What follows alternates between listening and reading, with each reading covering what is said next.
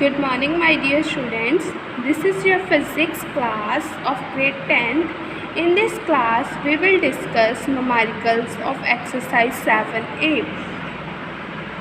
Let's start. Your first numerical is the wavelength of a wave produces on the surface of water. Wave कहाँ पर produce हो रही है? Surface of water is 20 centimeter. If the wave velocity is 24 meter per second, calculate the number of waves produced in 1 second. ठीक है, हमने क्या करना है? Calculate the number of waves produced in 1 second. हमें given क्या क्या है? Wavelength of wave. तो हमारे पास फ्रिक्वेंसी और the number of wave produces पर सेकंड किसकी इक्वल होती है? Velocity over wavelength. हमें वेलोसिटी भी गिवन है और वेवलेंथ भी गिवन है.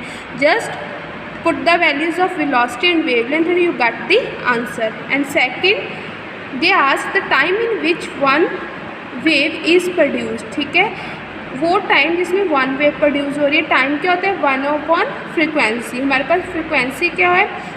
हमारे पास फ्रिक्वेंसी कितनी आई? 120.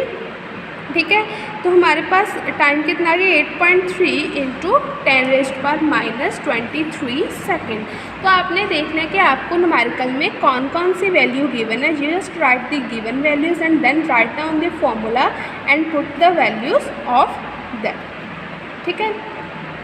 Second, calculate the minimum distance in the air required between the source of sound and the obstacle to hear an echo. ठीक है, हमने minimum distance calculate करना है. Take the speed of sound is air is 350 meter per second. Velocity हमें पता है क्या होती है? 2d over time. Just put the values and you got the answer. Same numerical number 3 same as the numerical number 2. ठीक है, try to do by yourself.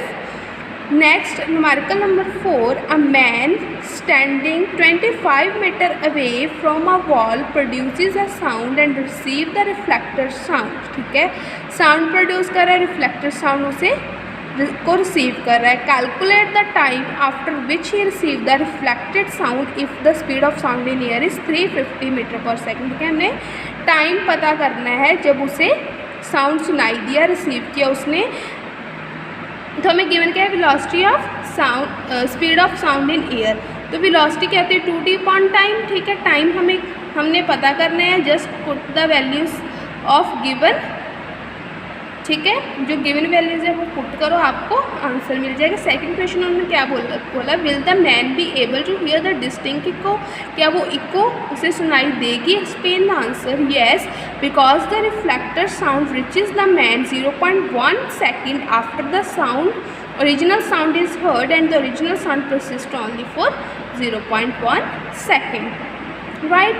Next, a radar sends the signal to an aeroplane at a distance 3 km away with the speed of 3 into 10⁸ meter per second. After how much time is the original sound?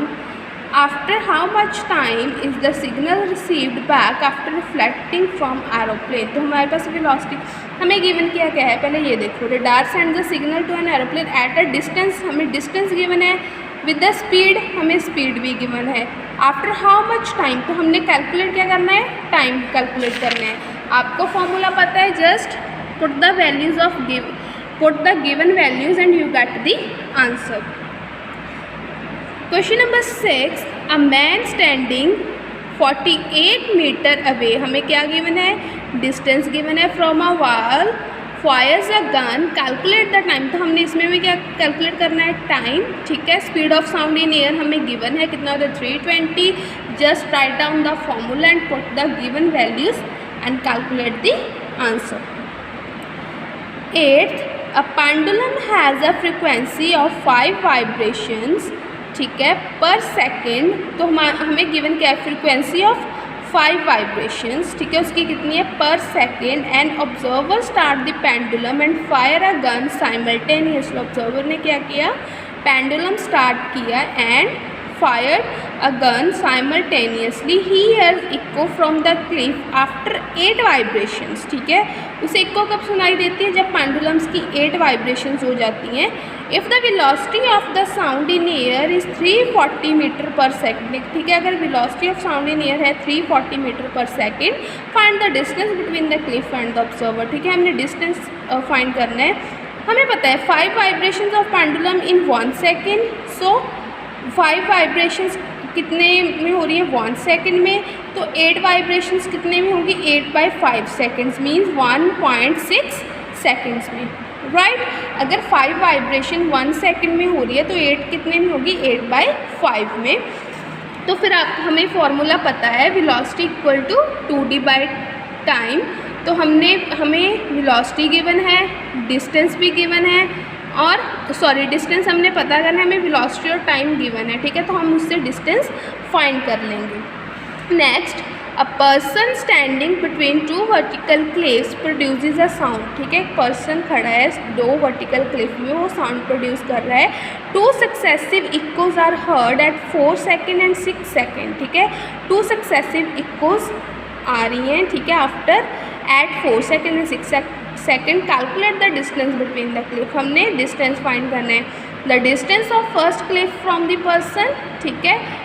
हमें formula पता है, formula right करो और उसका distance निकाल लो। Again क्या कर लो, second distance निकाल लो, दोनों को ऐड कर दो, वो क्या होगा distance of between cliffs, right.